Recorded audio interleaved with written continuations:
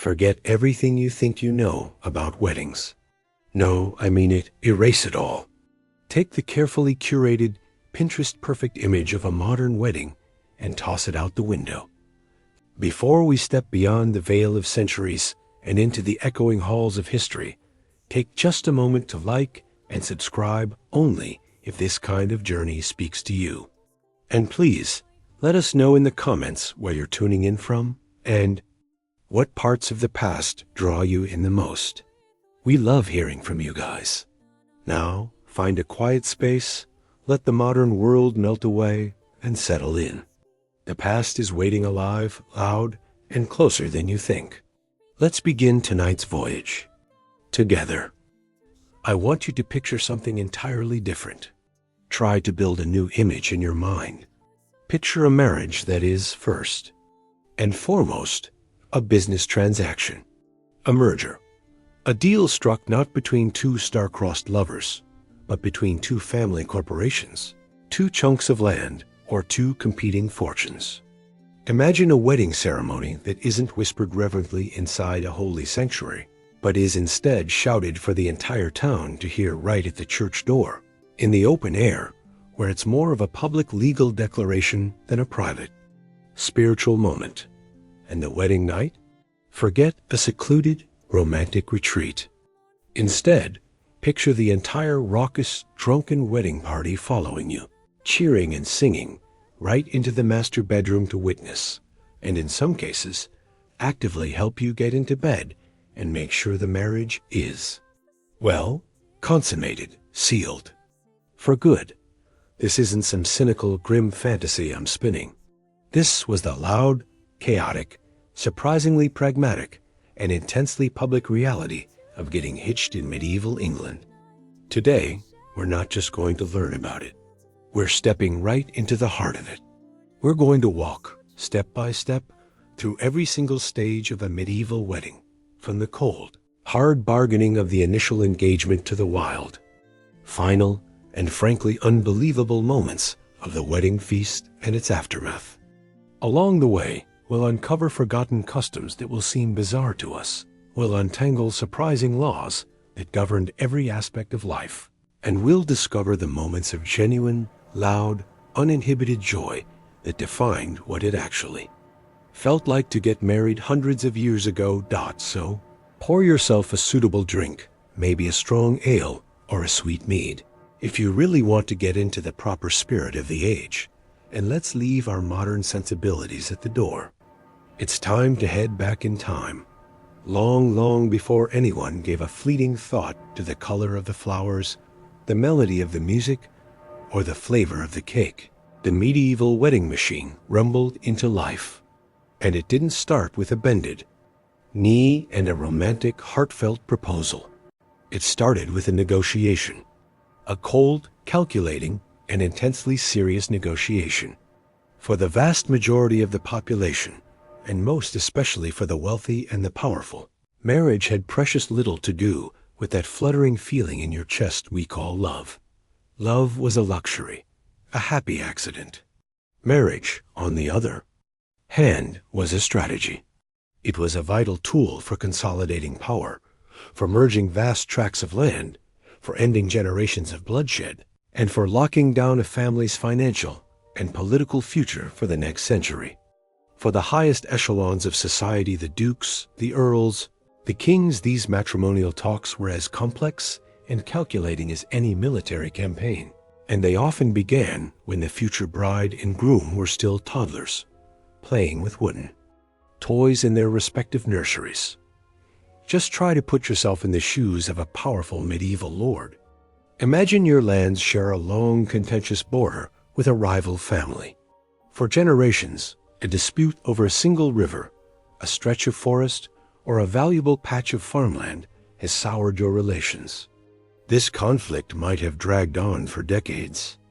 A slow bleeding wound costing countless lives in petty skirmishes and a king's ransom in resources. The feud defines your family's identity. But what if there was another way? What if your son, your heir, were to marry the daughter of your sworn enemy? In a single stroke, that conflict doesn't just end. It vanishes.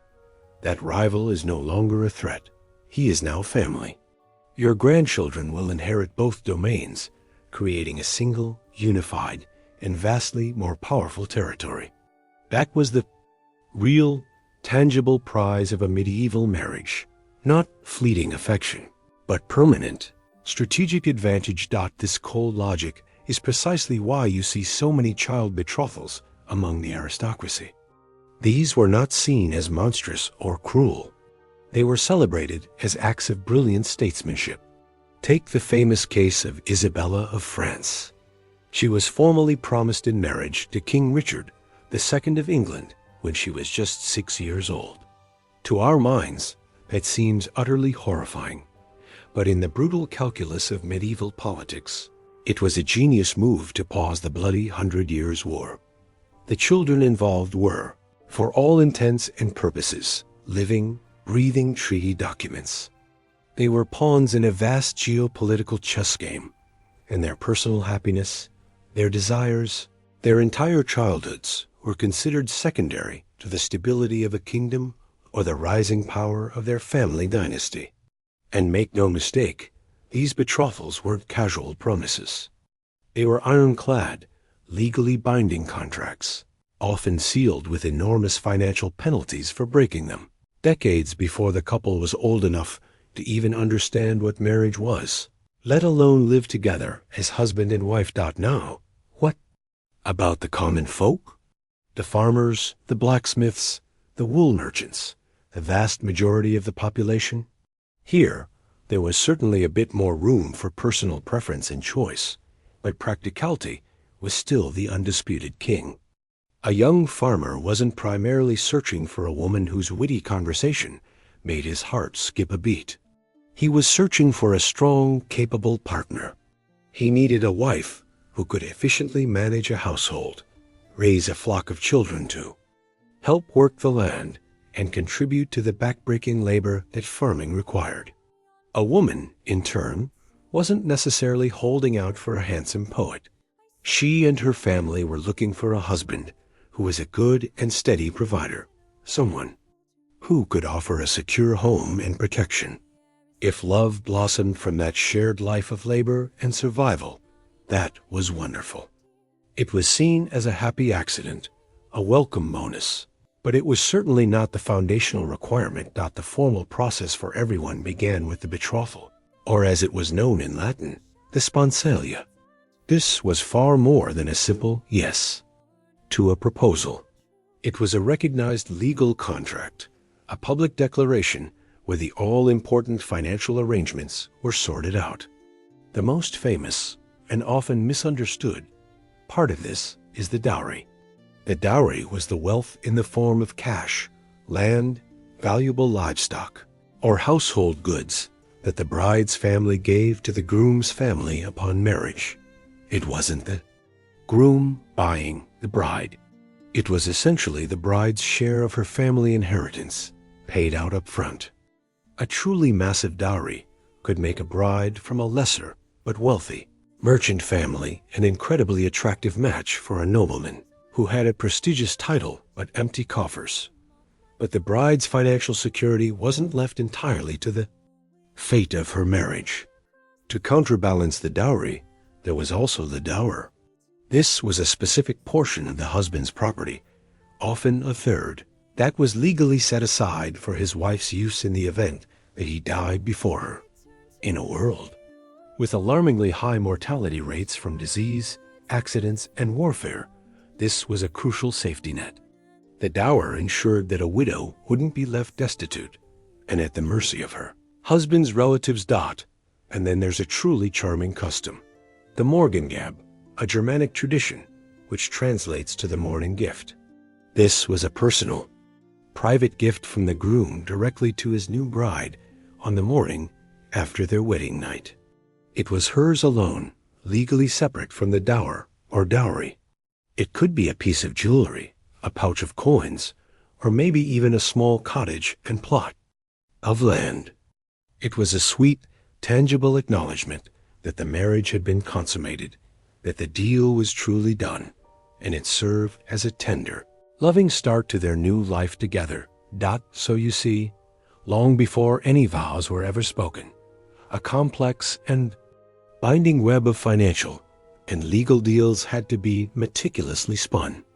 The romance, if it was going to happen at all, had to find a way to grow on this very solid, very sensible, and very transactional foundation. Asterisk once the ink was dry on the betrothal contract, and the financial futures of two families were securely intertwined, you couldn't just circle a date on the calendar and send out the medieval equivalent of a save-the-date card. A marriage was not a private affair. It was an event that fundamentally altered the social fabric of the entire community. To prevent the legal chaos and moral panic caused by secret or illegal weddings, the Church, at the Fourth Lateran Council, in 1215, instituted a brilliant and mandatory new step, the reading of the banns. This wasn't some quaint, charming tradition. It was a powerful tool of social regulation and a critical community safeguard. The banns of marriage were a formal announcement of an intended wedding, and the priest was required to read them aloud from the pulpit on 3 consecutive Sundays in the home parishes of both the bride and the groom. Imagine sitting in church, the whole village present, and hearing the priest's voice echo through the stone building. An engagement of marriage is announced between John the blacksmith and Mary the weaver. If any of you know cause or just impediment, why these two persons should not be joined together in holy matrimony, ye are to declare it. This public proclamation gave anyone and everyone in the town a formal opportunity to stand up and shout, "Hey, wait just a minute," if they had a legitimate reason to object to the union. And what exactly counted as a legitimate objection? The Church had a very strict and detailed list of impediments. The biggest and most complex one was consanguinity, meaning the couple was too closely related by blood.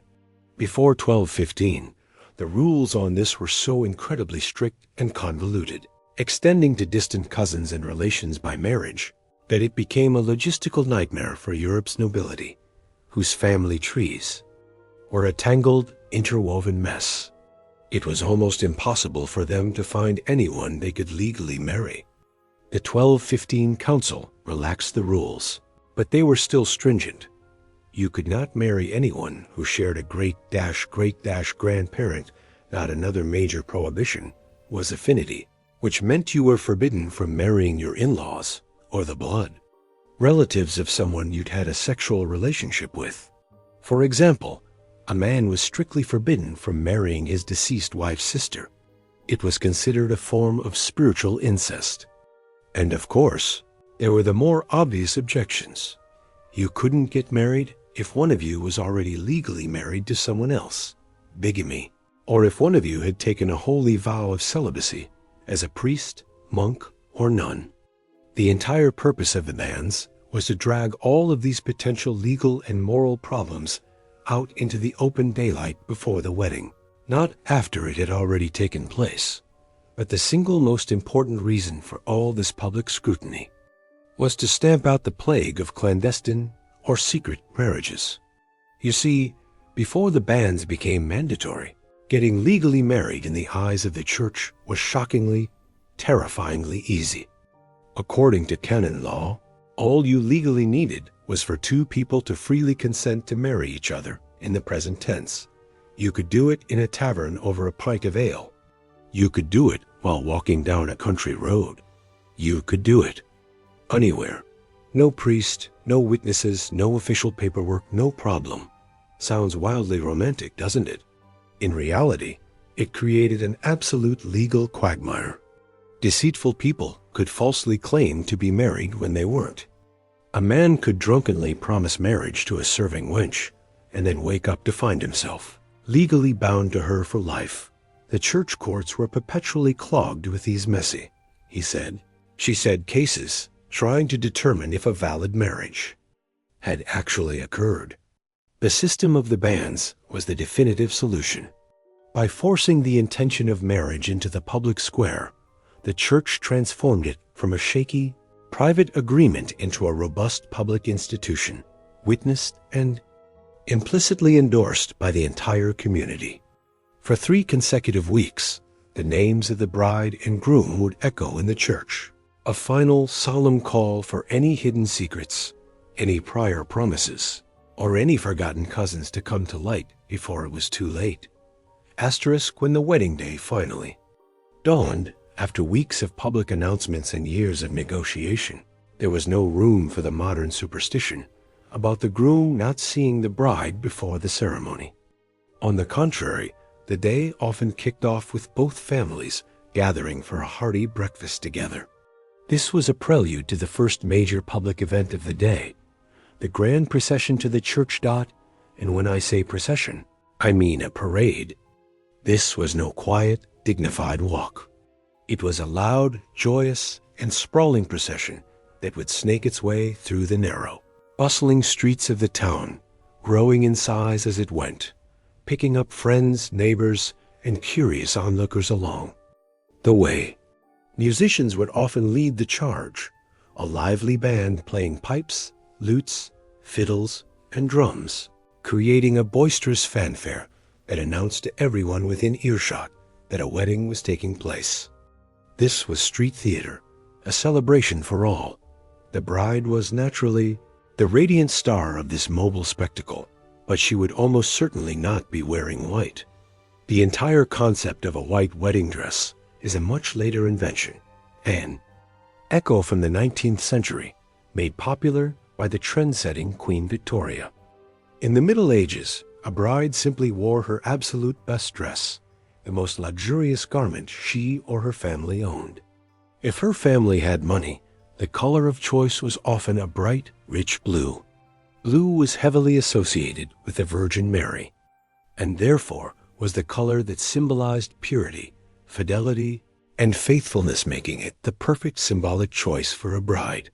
Wealthy brides also adored deep, jewel-toned reds and shimmering golds, vibrant colors that didn't just look beautiful. They screamed, "We are rich." The very fabric of the dress was a public declaration of the family's social standing. A noble bride's gown would be crafted from the most expensive materials money could buy: sumptuous velvet, shimmering satin, exotic silk, or even heavy brocades woven with threads of real gold and silver. Her gown might be long and flowing, with impossibly tight sleeves, and perhaps a magnificent cloak lined with expensive and status-symbolizing fur, like ermine or fox. The entire outfit was a flagrant, unapologetic display of wealth and power. A bride from a more common family, a farmer's or an artisan's daughter, obviously couldn't afford to have a new dress made for the occasion. She would simply wear her best Sunday dress, which was likely made of good, sturdy wool or fine linen, dyed with locally sourced colors like green, brown, or russet. But no matter her social class, one tradition held firm. A bride wore her hair gown. It would flow long and loose over her shoulders, a universal and powerful symbol that she was still a maiden. To complete the look, she might wear a garland of fresh flowers or fragrant herbs like rosemary, which symbolized love and remembrance, woven into her unbound hair. The groom, walking alongside her, would also be dressed in his absolute finest. A nobleman might wear a striking tunic tailored in his family's heraldic colors, made of silk or velvet, paired with high-quality hose and soft leather boots. A peasant groom, much like his bride, would simply wear his best tunic, cleaned, pressed, and well mended for the most important day of his life. As this colorful, noisy crew paraded through the streets, they were a living spectacle for the entire community. The procession was so much more than just a way to get from point A to point B. It was a vibrant, living symbol of two individuals and two families joining together, and the entire town was invited to witness and celebrate it. The air would be thick with the sound of music, laughter, and cheers, a dynamic, public, and joyous start to a very public day. So the grand music-filled parade finally arrives at the parish church, but it grinds to a halt. It doesn't go inside, not yet. The entire procession, bride, groom, families, musicians, and half the town stops right there on the church porch, under the carved stone archways of the main entrance. This is a critical detail. In medieval England, the actual, legally binding part of the wedding ceremony did not happen at the altar in front of God. It happened in face. Ecclesiasterisk, a Latin phrase meaning at the face of the church or before the church. The choice of location was deliberate and brilliant. The church porch was a unique transitional space. It was both a public space, part of the town square, and a sacred space, the formal entrance to the house of God. It was the perfect symbolic spot where the secular world of community and contract met the spiritual world of God and sacrament. Holding the core ceremony there made the message crystal clear to everyone watching. Marriage is a public, legal contract first and foremost, which is then brought inside to be blessed by the church, with the whole town gathered around as witnesses. The priest would step forward and begin the proceedings. He would start by loudly asking, for one final dramatic time, if anyone present knew of any impediment, any lawful reason why these two people should not be joined in matrimony. This was the last call, the final chance for an old flame or a secret cousin to speak up. Then he would turn to the bride and groom themselves, asking them directly if they were aware of any impediments, giving them one final opportunity to come clean before making their vows. Assuming a dramatic silence from the crowd, they moved to the main event, the vows. This was the single most important moment of the entire day. According to church doctrine, it was the free and uncoerced consent of the couple that made the marriage real and valid. The priest wasn't the one marrying them. He was acting as the official, state-sanctioned witness as they married each other. The vows were spoken in the vernacular, plain English, not Latin, so that absolutely everyone present could understand precisely what was being promised. And the wording was surprisingly and legally direct. The couple had to say, "I take you," not "I will take you." That use of the present tense was legally vital. It signified that the marriage was happening right then and there. It was a definitive act, not a promise of a future act. After the vows were exchanged, the groom would give the bride the wed, which was usually a ring, but could also be another token. He would ceremoniously place it on the fourth finger of her right hand, not her left. And typically, only the bride received a ring. It wasn't a mutual exchange, but a symbol of her husband's pledge and provision for her. Her public acceptance of the ring was the physical manifestation of her consent, sealing the verbal deal. At this point, the details of the dowry might be publicly announced again, just to hammer home the contractual, financial side of the whole affair. Then, in a moment of powerful symbolism, the bride's father would formally place his daughter's hand into the groom's hand. This gesture was the literal and symbolic transfer of the woman from the authority and protection of her birth family to that of her new husband and his family. The whole thing might have been over relatively quickly, but every single word and every single action was packed with profound legal and social meaning. Only after this public, binding contract was fully executed would the party finally be ready to step over the threshold, moving from the porch into the church for the next part of the day, the nuptial mass. **** Section 5. Inside the church. The nuptial mass ***, with the serious legal business concluded on the church porch. The wedding party finally moved inside the sanctuary. They crossed the threshold, moving from the public square into the sacred space of God's house, and the entire atmosphere shifted dramatically. The boisterous energy of the public contract gave way to the solemn reverence of a religious ceremony. Couple, who were now, in the eyes of the law and the community, officially husband and wife, would walk together down the aisle and kneel before the altar.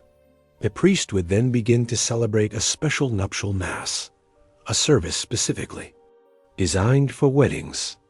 He would offer prayers for the couple, asking for God's blessing upon their union, praying for their future prosperity, their spiritual health, and most importantly, their fertility.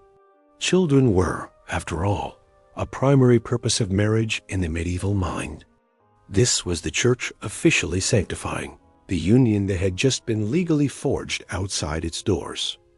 One of the most visually striking rituals that might take place during this Mass was the holding of a large canopy, or a pall, over the young couples' heads as they knelt in prayer.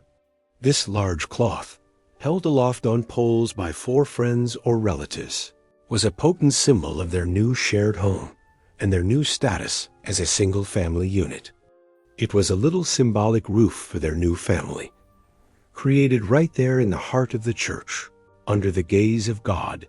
It represented the private domestic space they would now build together. During the course of the Mass, the couple would receive a formal and direct blessing from the priest. He would sanctify their marriage with prayers and perhaps a sprinkling of holy water. Now, it's absolutely crucial to remember this distinction. This blessing did not make the marriage legal. Their freely spoken vows at the church door had already accomplished that. But it did make their marriage holy. And for a deeply and pervasively religious society, that divine stamp of approval from God was an incredibly significant and powerful thing to have. It elevated their contract into a sacrament. The Mass offered a rare moment of quiet contemplation and spiritual gravity in what was otherwise a pretty rowdy, chaotic, and public day. It served as a vital reminder that beyond all the financial contracts, the land mergers, and the raucous feasting to come, marriage was ultimately seen as a sacrament, a sacred and indissoluble bond forged not just between 2 people, but between that couple and God. But here's the important thing to remember. Not every medieval wedding included a nuptial mass, while it was a common practice, especially for the upper classes who wanted to make a public display of their piety and could afford the fee for the service. It was not a legal requirement. The real binding, can't get out of it ceremony was the one that happened on the porch. For many ordinary people, the most important part of the day was still to come. Once the final Amen was said, the couple and their guests would step back out of the church, and it was time to move swiftly from prayer to party. The wedding feast was waiting. **** Section 6. The feast, a celebration for the whole town ***, with all the legalities squared away and the holy blessings duly received, the celebration could finally and truly explode. The wedding feast was the undisputed main event of the day, the joyous, messy, and magnificent reward for all the solemnity. This wasn't a polite dinner. It was a huge, sprawling party that could last for many hours, or, if you were a powerful noble, for several days. More than anything, this was the arena where a family could flex its social muscle, showing off its wealth, generosity, and status for everyone to see. For the nobility, a wedding feast was an absolutely insane spectacle of opulence and excess. The great hall of the castle would be crammed with long trestle tables, groaning under the almost obscene weight of the food. These feasts were a chance to show off access to global trade, so they'd use enormous quantities of exotic spices, imported at astronomical cost from the East: ginger, cloves, cinnamon, nutmeg, and especially saffron, which was worth more than its weight in gold. Spices were the ultimate status symbol, so using them with abandon was like dusting your food with diamonds. It was a clear message: we can afford this. The menu itself was a carnivore's dream, a relentless parade of roasted meats. There would be venison, wild boar, whole lambs, and a bewildering variety of birds, from geese and chickens to partridges and quail. The real showstoppers, the dishes designed for pure theater, were roasted swans and peacocks. After being cooked, they were painstakingly redressed in their own feathers to be presented at the table, looking as if they were still alive. They also had a love for enormous pies, sometimes called subtleties, some so ridiculously large that you could, and sometimes they did, hide a person or a flock of live birds inside to burst out when it was cut. Between the main courses, they'd bring out other subtleties. These were fantastical. Edible sculptures made of sugar paste or marzipan, shaped like miniature castles, mythological beasts, or scenes from legend. This was pure food theater, designed to elicit gasps of wonder from the guests. Not for the common folk, the feast was just as central to the celebration, but naturally a little more down to earth. The entire village might be invited to a massive party held outdoors on the green, or inside a large, cleared-out barn. They'd roast a whole pig or an ox on a giant spit, and there would be mountains of chicken, rustic breads, local cheeses, and savory pies filled with meat or vegetables. And instead of fine imported wine, huge barrels of local ale, sweet honey mead, and hard cider would be flowing freely, ensuring that everyone was well fed, well watered, and in a very good mood, asterisk regardless of your social class. The vibe was one of pure, unadulterated fun. Musicians would be playing constantly on lutes, pipes, fiddles, and drums, providing a lively soundtrack for energetic, swirling dances that could go on for hours. Jugglers, acrobats, and wandering minstrels might perform, adding to the joyful and happy chaos of the scene. One of the weirdest and most wonderful traditions was their version of the wedding cake. There wasn't a single large cake. Instead, guests would each bring small spiced cakes or sweet buns as a gift. These would all be piled up into a big, precarious, wobbly mound on a table. The bride and groom would then have to attempt to lean over this mountain of cakes and kiss each other without knocking the whole thing over. If they succeeded, it was taken as a good omen that they would have a happy and prosperous life together. Asterisk, this was not a polite, seated dinner with quiet conversation. It was loud, it was messy, it was fueled by alcohol, and it went late into the night. But as the party finally started to wind down and the fires burned low, one final, and to our modern minds, frankly startling, ritual was left to perform: the bedding ceremony. As the last dregs of mead were drained from the cups and the final breathless dance was danced, the medieval wedding day lurched towards its truly bizarre, intensely communal, and very public finale: the bedding ceremony. This ritual, which seems almost unbelievably invasive and shocking to us today, was a completely normal and expected part of a wedding for everyone, from kings and queens down to the humblest farmers. It served two main crucial purposes. It was the community's final, boisterous endorsement of the marriage, and, more importantly, it was a way to publicly witness the one act that legally sealed the entire deal, the consummation. It all started, as so many things did that day, with another parade. The entire wedding party, or at least a cheerful, drunken delegation of it, would lead the newlyweds from the feast right into their bedroom. They'd be holding candles to light the way, probably, singing some very loud and very inappropriate songs, their voices echoing through the halls. The bedroom would not be a private sanctuary. It would be full of people. Close friends and family members would crowd into the room to help undress the bride and groom, teasing them and offering rowdy encouragement as they prepared them for bed. While this public disrobing was happening, a priest would often be present to perform one last religious duty, to bless the actual marriage bed. He would sprinkle it with holy water and recite prayers, asking God to grant a fertile and fruitful union, to bless the womb of the bride and the seed of the groom. The couple would then be ceremoniously tucked into the bed, still surrounded by their cheering, laughing guests. To fortify them for the task ahead, they would be handed one last drink, a shared cup of potent spiced wine known as a posset. meant to act as an aphrodisiac and give them a bit of liquid courage. One of the strangest and most revealing rituals associated with this moment was the throwing of the stocking. The groomsmen and bridesmaids would playfully snatch the couple's stockings as they were being undressed. Then, standing with their backs to the bed, they would take turns flinging the stockings over their shoulders. The belief was that if your thrown stocking landed on the head of the bride or the groom, it was a sure sign that you would be the next person to get married. Yes, this chaotic, booze-fueled game is the direct, unkempt ancestor of the modern bouquet and garter toss.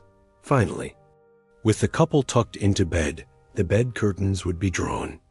Most of the time, the guests would then offer a few more cheers and finally depart, leaving the couple to their privacy.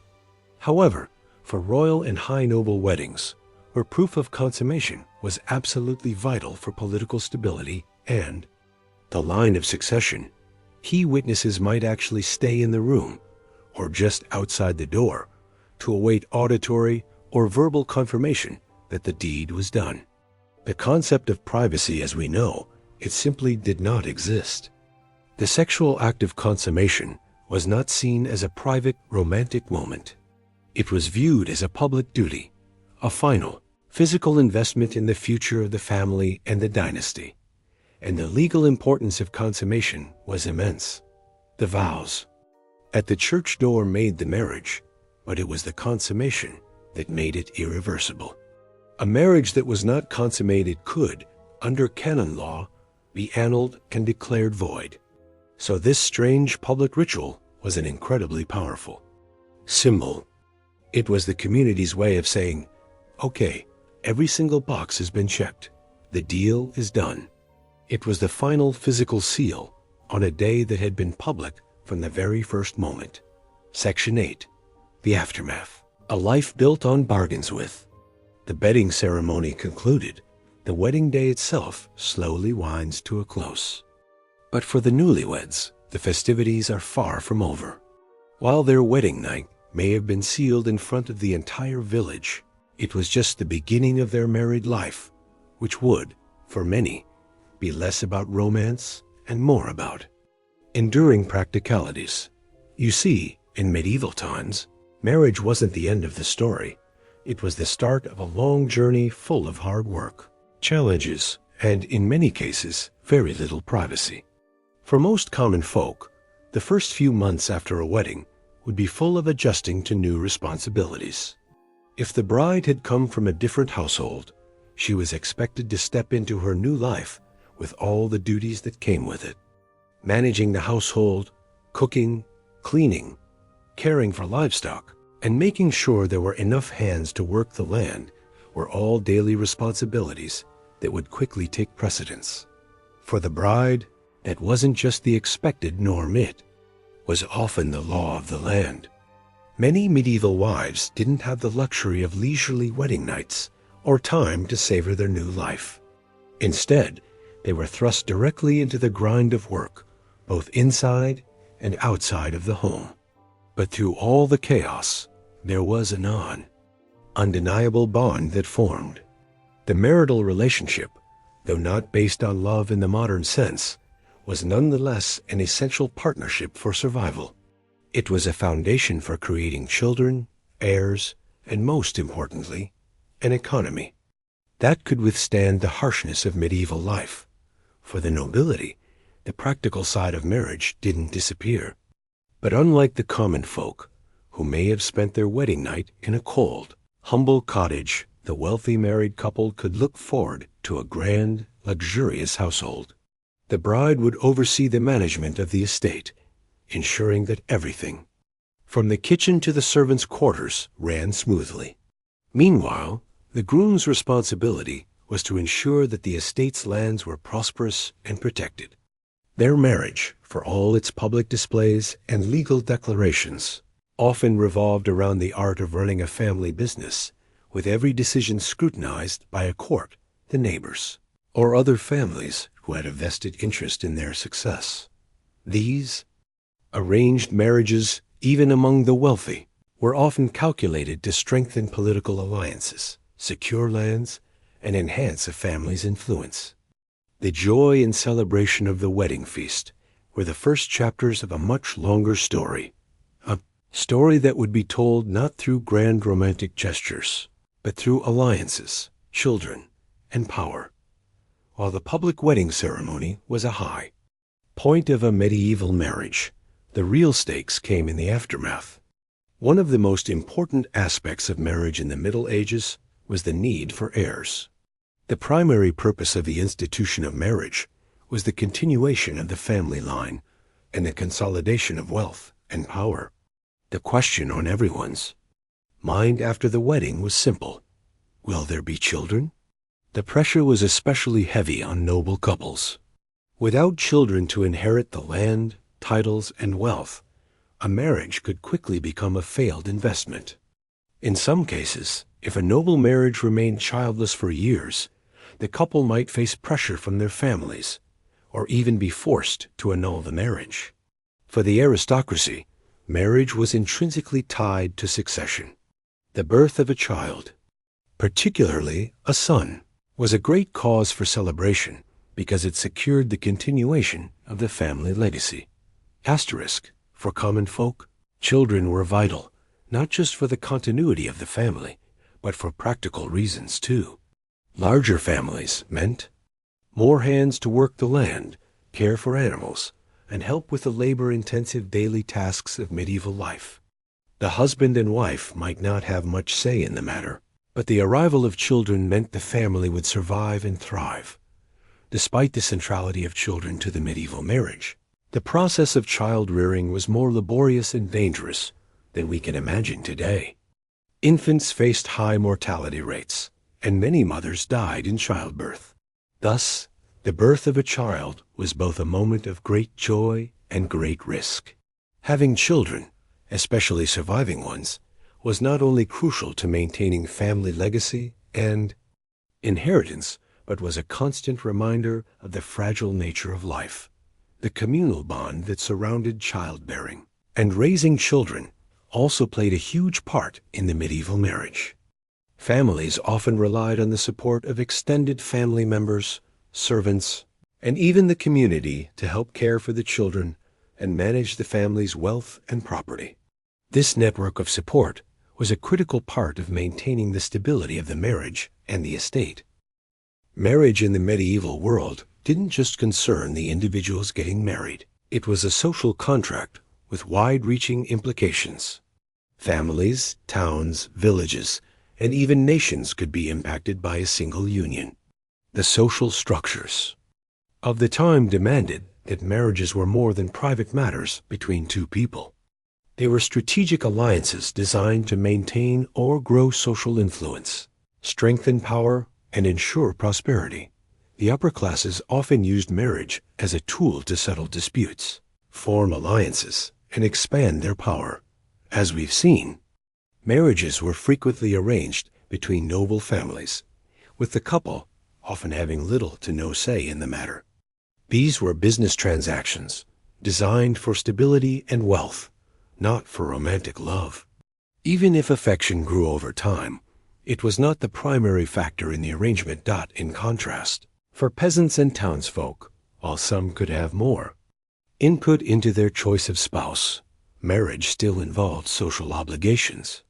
Your choice of partner could affect your standing in the community, your family's reputation, and even your access to resources. The marriage could define not just your relationship, but also your role in society, your ability to maintain social connections, obtain work, and provide for your children. For the Church, marriage was a sacred sacrament. The Church saw itself as the ultimate arbiter of marriage and was responsible for overseeing and sanctifying unions. Religious leaders were key players in the process, determining the validity of a marriage and often intervening in cases of annulments or disputes. Religious influence over marriage was not just about spiritual life. It also intertwined with the legal aspects of marriage. Many marriages could only be legally recognized if they had the Church's blessing. Marriage also had its political side. especially within the powerful noble families. A marriage could be used as a bargaining chip in the greater game of courtly politics, with the bride and groom fulfilling their role in stabilizing alliances, forging peace between warring factions, or ensuring the safe passage of trade routes. The alliances formed through marriage were meant to last long beyond the wedding feast, and could influence the course of kingdoms and empires. While marriage was considered a lifelong commitment, the medieval reality was that not all marriages survived the test of time. The notion of divorce, as we understand it today, didn't really exist. In its place, people would turn to annulment, the legal declaration that a marriage was invalid from the start. For the common folk, divorce or annulment was an impossibility. But for the nobility and royalty, annulments were an unfortunate but real part of life. A marriage could be annulled if there was a clear impediment, such as consanguinity, a too close relationship by blood, affinity, a forbidden relationship with a deceased spouse's family, or if one of the partners was unable to consummate the marriage. These annulments were granted by the Church and could be used to sever marital ties if a valid reason existed. One of the most famous annulments in medieval history was the case of King Henry VIII of England. After failing to produce a male heir, with his first wife, Catherine of Aragon, he sought an annulment from the Pope, a process that ultimately led to the English Reformation. The desire for male heirs and the inability to produce them was one of the main reasons for annulments. The pressure to secure the continuation of the family line often overshadowed the relationship itself. For the common folk, however, marriage was an irrevocable bond. Though they had no legal recourse to annul or divorce, their lives were no less impacted by marital issues. A marriage gone awry could lead to social isolation, violence, or even abandonment. While annulments were rare for the lower classes, the effects of an unhappy marriage could last a lifetime. The Church, as the guiding institution of medieval society, played a central role in shaping the institution of marriage. For the common folk and the nobility alike, it was the Church that granted the legitimacy of marriage, while the vows exchanged at the church door made the marriage legally binding in the eyes of the community. The spiritual aspect was considered just as important.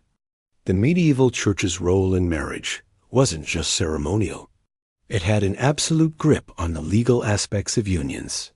The priest, with his sacred authority, was responsible for the formal blessings, the anointing of the marriage, and importantly, for declaring the union holy. This sanctification was seen as essential for a marriage's success. Without the Church's blessing, the union was considered incomplete, both in the eyes of God and the community. This influence was far-reaching. For centuries, the Church dictated the rules governing marriage, from who you could marry to the specific vows you had to speak. Canon law was strict, especially when it came to issues like consanguinity, affinity, and marriage of minors. For the Church, marriage was a sacred act and institution blessed by God to produce children, perpetuate family lines, and maintain social order. If you married outside the Church's rules, you risked spiritual damnation. This immense influence over marriage had a profound impact on the lives of medieval people. For the poor, the Church's role as a legal and spiritual authority meant that marriage was not only a social obligation, but a spiritual one as well. It wasn't enough to marry for love or convenience. You had to marry according to the Church's laws to avoid eternal damnation. This spiritual connection often made the institution of marriage feel sacred and immutable, making it all the more difficult for those involved to escape or undo their unions. For the nobility, the Church's involvement was often both an advantage and a complication. Noble marriages were sometimes manipulated for political gain, but at the same time, they were also governed by strict religious guidelines. The Church's rules, particularly on annulments, could be both a tool and an obstacle, offering a way out in some cases, but also enforcing rules that could limit political alliances, marriage choices, and personal desires. As we look back on the medieval wedding, it's hard not to draw a comparison with the marriages we know today. While modern weddings often focus on the romantic side of the union, love, affection, personal vows, and a public celebration, medieval marriage was based in practicalities, legal contracts, and public duty. These weddings were events that shaped family fortunes, secured alliances, and ensured the continuation of bloodlines. The celebrations might have been loud and filled with raucous joy, but at their core, they were about much more than love. They were about survival, power, and social order.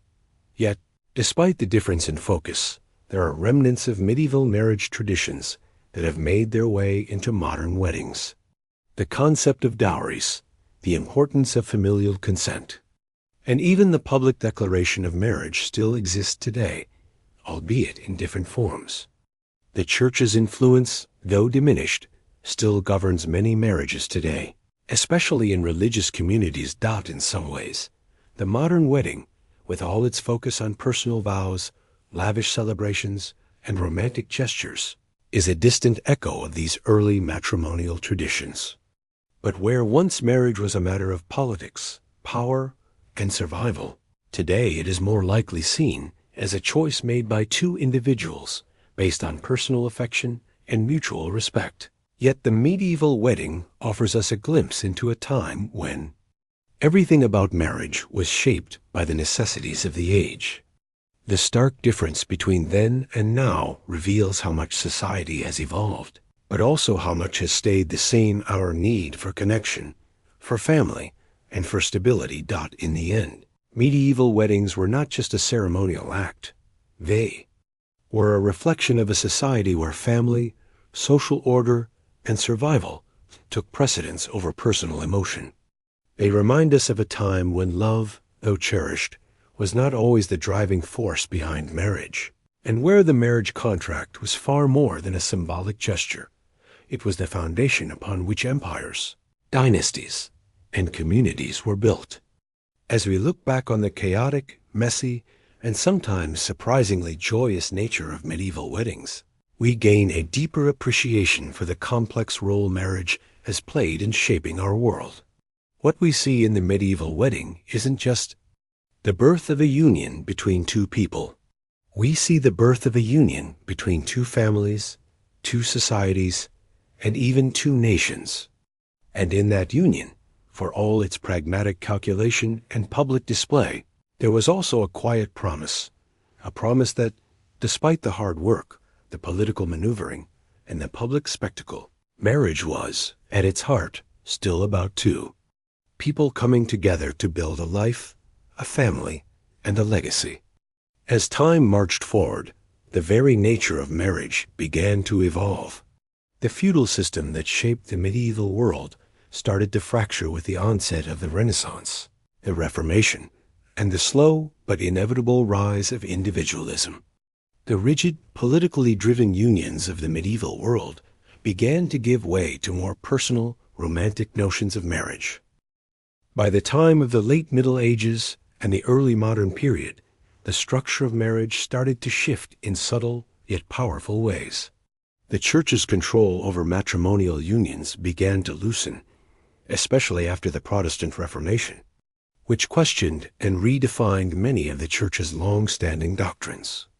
For the first time in centuries, marriage was being seen less as an institution, solely under the purview of the Church, and more as a relationship between two individuals, guided by mutual affection and personal choice. With the advent of a growing merchant class, people began to marry for reasons other than land or political advantage. Marriage was no longer just a contractual obligation. It could also be a path toward upward mobility. The growing influence of the bourgeoisie meant that wealth was no longer confined to the aristocracy, and as a result, romantic love began to have a place at the marriage table, though it was still not the sole driving force. In the 18th and 19th centuries, particularly with the influence of Romanticism, marriage as we understand it today centered on emotional connection, love, and shared intimacy began to emerge. The marriage ceremony, too, began to transform, shedding the businesslike formality of the medieval wedding in favor of the more sentimental, family-centered celebration we see today. However, even in the face of these changes, remnants of these changes, medieval weddings still cling to modern ceremonies. The public nature of a marriage still holds sway, whether it's the public vows, exchanged in front of family and friends, or the grand wedding procession down the aisle. The presence of legal contracts, such as the marriage certificate, still echoes the binding nature of the medieval wedding contract. And of course, the dowry, although now legally irrelevant in most parts of the world, still has its cultural echoes in the form of gifts or bridal registries. Marriage as an institution, though transformed, still carries the weight of its medieval origins. Even in a world where romantic love is the driving force for many couples, marriage remains a foundational structure for family life, property, and inheritance. In a sense, the medieval wedding never truly disappeared. It has simply evolved, adapting to changing times and shifting values, but always retaining its role as a social contract, a public ceremony, and a solemn commitment. Despite all the changes. In marriage customs, many of the rituals that originated in the medieval wedding have survived and flourished in modern times. Some of these rituals may seem quaint or even odd to us today, but they carry with them the weight of centuries of tradition. One such tradition is the bridal veil. The veil, which today is often a symbol of purity or modesty, has roots in medieval customs. In medieval times, the veil was thought to protect the bride from evil spirits and to shield her beauty from the eyes of the groom until the marriage was consummated. In some parts of Europe, it was even considered bad luck for the groom to see his bride's face before the wedding, and the veil served as a way to maintain that mystery. The idea of unveiling the bride at the altar, then, can be traced back to these medieval customs. The wedding ring, too, has its origins in the medieval period, though its meaning has evolved. Originally, the ring was a symbol of the binding contract between the families and the groom's promise to provide for the bride. It was a public declaration of the marriage, not an expression of eternal love. Today, the ring still symbolizes a lifelong commitment, but its meaning has shifted from the contractual to the romantic. The circular shape, however, remains a powerful symbol of eternity, unbroken love, and the perpetual nature of marriage. The wedding feast, once a chaotic and grand spectacle, continues to be a centerpiece of modern weddings, though it is now often much more controlled and refined. While medieval feasts were an opportunity for families to flaunt their wealth, modern wedding receptions are still a time for celebration, though often with more restraint and an emphasis on personal taste rather than public display. The idea of the wedding as a grand social occasion, a moment to display wealth, status, and community connection, is something that continues to live on in today's lavish wedding receptions, though with a more subdued tone than the medieval parties. And, of course, the act of giving away the bride is a practice that dates back to medieval times, when the marriage of a daughter was seen as the transfer of property from one family to another. The symbolism of the father giving his daughter away, though softened and romanticized over the years, still carries with it echoes of the past. It serves as a reminder that marriage has always been about more than just two individuals.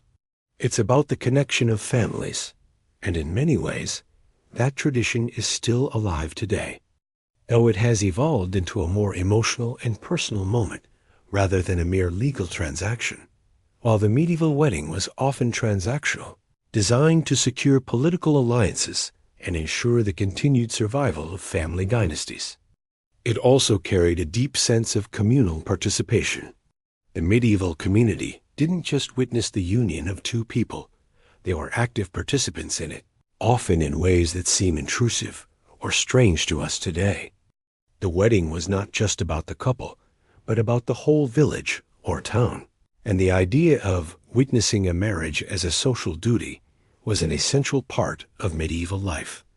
This sense of communal responsibility continues in today's weddings, albeit in a much more controlled and personal form.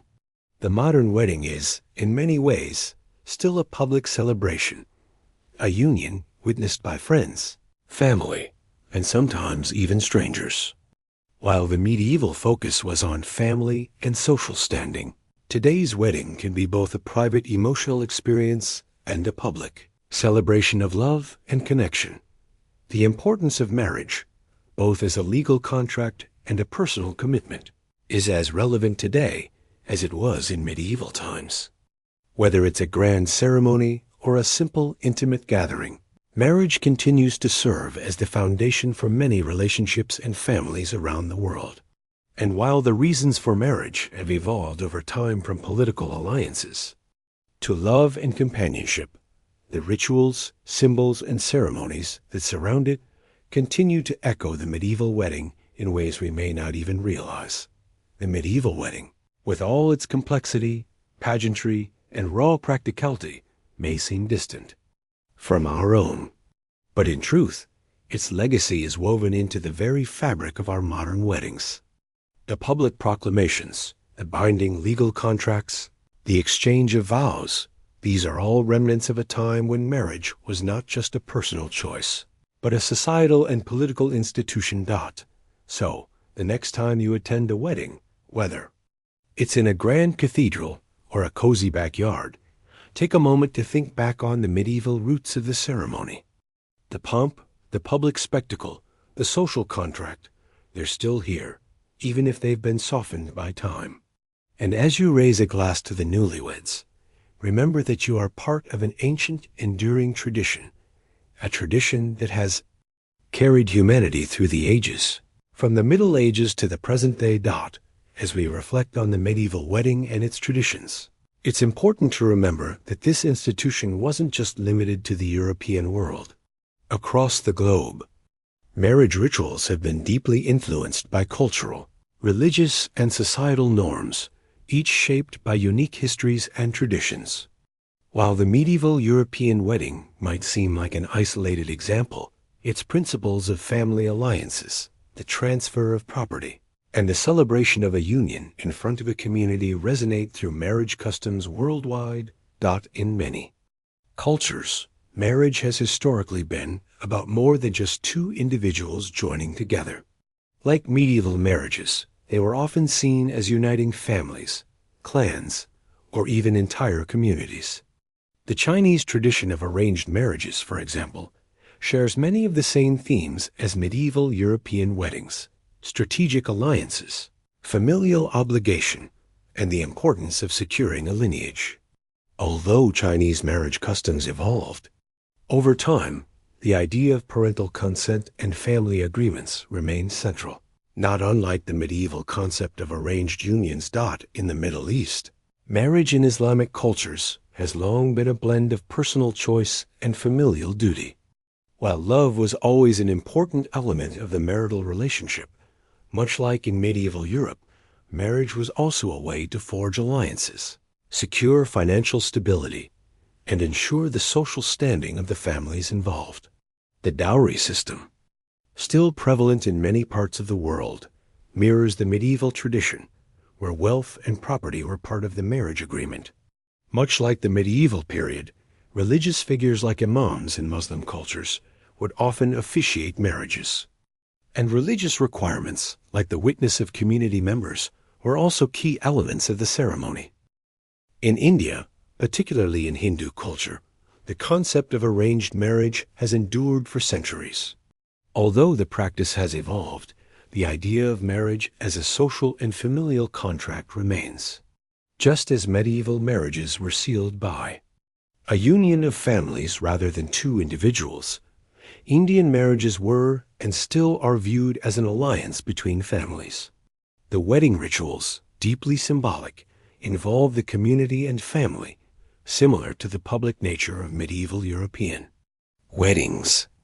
And like the medieval dowry system, a bride's family traditionally provides a dowry, though its form and significance have evolved over time. But perhaps one of the most significant aspects of marriage's evolution is the way it has gradually shifted from being primarily about social, financial, and familial duty to a more personal and emotional bond. In many modern Western weddings, we see a shift from the public, transactional ceremony to a more private, intimate affair.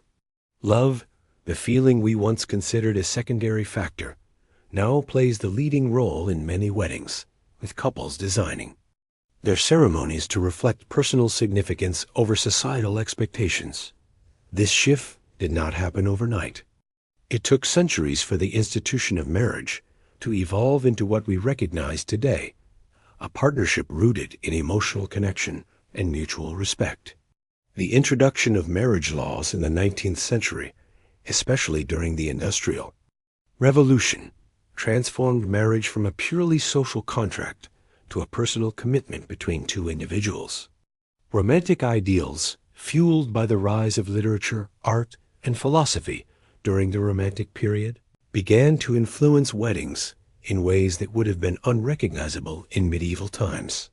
Today, marriage no longer requires parental consent, nor is it always seen as the necessary foundation for family alliances. Modern weddings are less about public obligations and more about individual choice. However, the echoes of medieval marriage, the importance of vows, the formal contracts, and the communal acknowledgement of a couple's union are still visible in many aspects of today's ceremonies. The evolution of marriage in the medieval period mirrors the shifts in societal values, and these shifts continue to shape our understanding of marriage today. As societies change, whether through political, social, or cultural revolutions, marriage adapts with them. In the 20th and 21st centuries, we saw major changes in the way people view and engage with marriage. The women's liberation movement, the fight for civil rights, and the push for LGBTQ+ equality all contributed to the way marriage is understood and experienced. These changes represent the ongoing societal recognition of the importance of individual autonomy in marriage. No longer is marriage solely a legal contract or a financial transaction.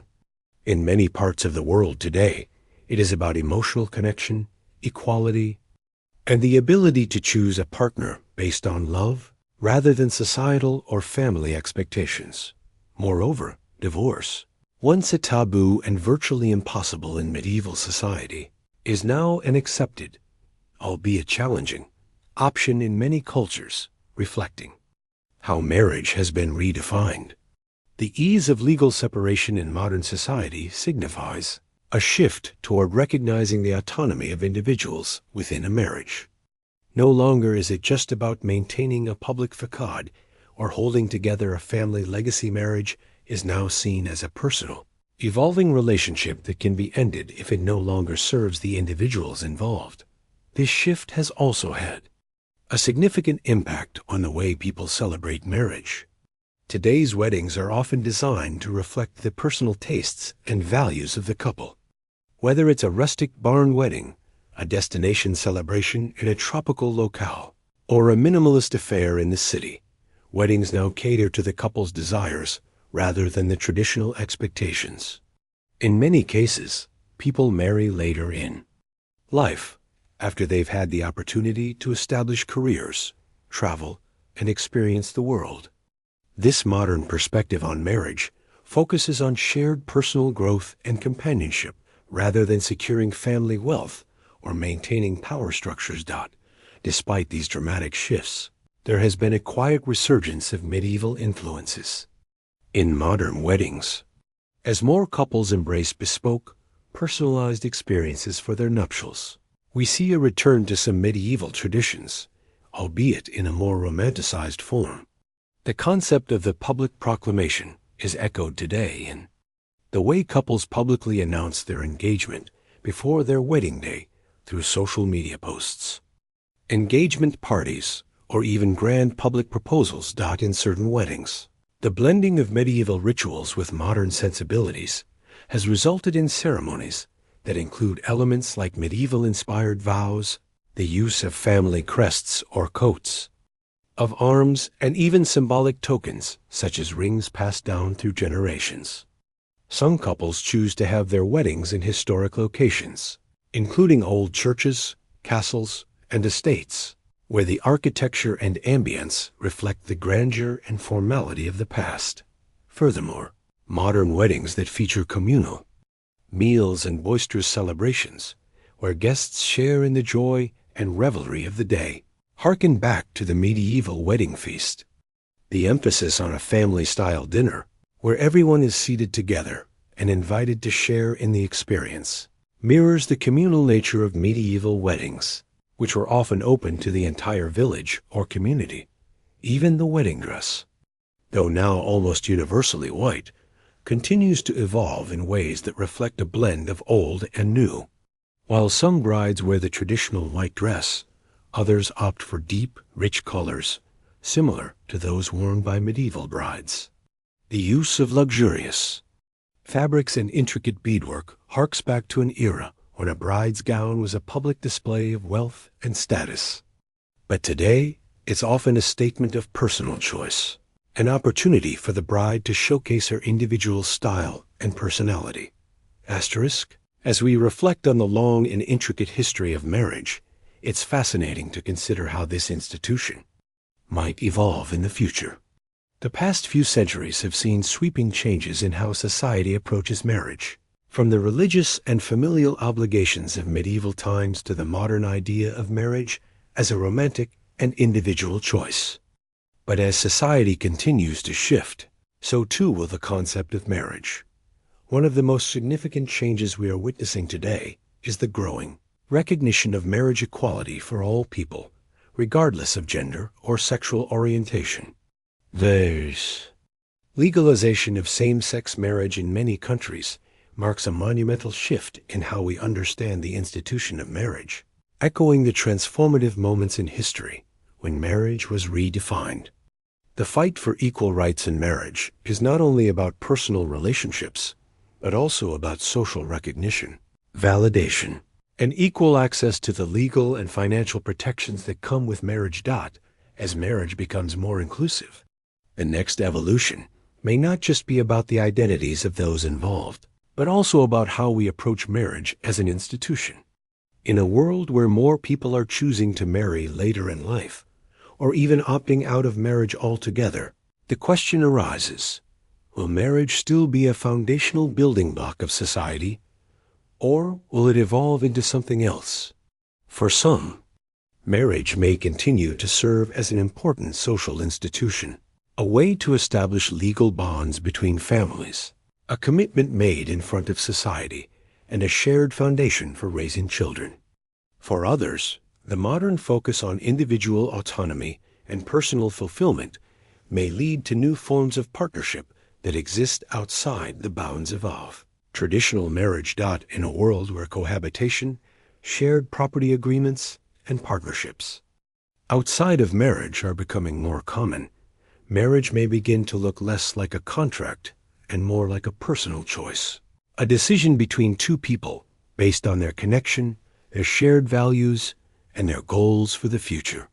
With the rise of digital technology and online communities, marriage itself might change in ways we can't yet predict, perhaps more virtual connections, less formalization, or entirely new ways of defining long-term relationships. In other parts of the world, marriage will continue to be shaped by religious, cultural, and societal factors, each influencing the ritual and expectations that surround it. While modern weddings in the West may focus on personal choice, weddings in other parts of the world will likely continue to uphold traditional values that center around family, community, and heritage. In the medieval world, marriage wasn't just about the couple. It was about the family and the larger societal structure. Parents were responsible for maintaining social stability, and children were raised to carry on family legacies. In many ways, modern society continues to place high value on the role of family, but the concept of what a family looks like and how marriage fits into that structure is continually changing. One major shift in recent years is the changing role of gender within marriage. The rise of feminist movements, the increasing participation of women in the workforce, and evolving ideas about gender equality have all led to a re-examination of marriage dynamics. In medieval times, marriage was typically patriarchal, with women often seen as subordinate to their husbands. Today, many couples seek partnerships that emphasize equality, mutual respect, and shared responsibility. This shift is evident not only in the distribution of household duties, but also in parenting dynamics. As more men take on active roles in childcare and domestic tasks, the traditional division of labor is being redefined. Marriage is no longer primarily about ensuring a woman is the caretaker, but rather about a partnership in which both individuals share the responsibilities of running a home, raising children, and making financial decisions. In addition, as more couples choose to delay marriage until later in life, they are often entering marriages with established careers, financial independence, and more life experience. This brings with it a shift in how both individuals contribute to the relationship. Marriage may be seen as a choice that complements one's personal journey, rather than a necessity that defines it. Marriage in the medieval sense was tied to clear societal structures, and non-traditional unions were not just uncommon, they were illegal. Today, however, the concept of family is being redefined. While many people still choose to marry, others opt for different forms of partnerships, cohabitation, or non-legal unions that reflect their values and lifestyles. These evolving trends reflect broader changes in how we approach relationships. Non-traditional marriages, whether they involve polyamory, open marriages, or partnerships without legal contracts, challenge the very idea of what marriage should be. For some, these arrangements offer more freedom, emotional fulfillment, and security outside the constraints of traditional marital roles. These forms of partnership, often more flexible than medieval or even contemporary marriages, are becoming more visible in modern society as people seek different paths to intimacy and connection. Marriage is also being viewed less as the only valid form of family building, with many people opting for alternative paths to parenthood. Adoption, surrogacy, and even single-parent households have gained acceptance as equally valid ways of forming a family. Whether they are married or not, these families are built on love, care, and commitment, much like traditional families. But with a broader definition of what that means. In fact, the legal institution of marriage, while still important, has been recognized less as the definitive structure for family life and more as one option among many. This shift, while still controversial in some circles, signals a growing cultural recognition that families come in all shapes and sizes, and that the most important thing is the love and commitment shared between individuals, not necessarily the legal title of husband and wife. Despite all the changes in the institution of marriage, its symbolic meaning remains deeply entrenched in human culture. Marriage continues to be viewed as a powerful symbol of commitment, unity, and the intertwining of two lives. While the practical aspects of marriage, land, wealth, family alliances may no longer hold the same central importance, the desire for connection, partnership, and shared life experiences is as strong as ever. The wedding ceremony itself, though, often stripped of its medieval legal complexities, still carries the emotional weight of an important life decision. The rituals may have evolved, but the core message remains the same: a promise to be with someone, to build a future together, and to support one another through life's trials and triumphs. Whether in the grand setting of a church, under a canopy, in a garden, or on a sandy beach at sunset, the wedding still marks the beginning of a shared journey. It is a ritual that has transcended the centuries, evolving in form but remaining rooted in its deepest significance. Connection, partnership, and mutual support will never change. So there you have it. from a cold, hard business deal struck between two calculating families to a wild, joyful party that swept through the public streets. From sacred vows shouted at the church door for all to hear, to a magnificent feast that could feed an entire village. And from a solemn, holy blessing at the high altar to a rowdy, public escort right into the marriage bed. The medieval wedding was a world away from the private, romantic, and highly personalized day that we cherish now. It was a messy, loud, chaotic, and profoundly public event that tangled up law, money, social pressure, religion, and a massive party into one sprawling, unforgettable, and deeply significant day. It was a day that, in a very real sense, belonged to everyone. The initial arrangements were about securing the family's future and the dynasty's power. The banns were about protecting the community's social order and legal stability. The ceremony on the porch was a public contract witnessed by the entire town, and the feast was a shared explosion of communal joy and relief. Even the most private moment, the consummation of the marriage, was framed as a public responsibility. The final piece of the puzzle. What a medieval wedding was actually like shows you so much about their entire world.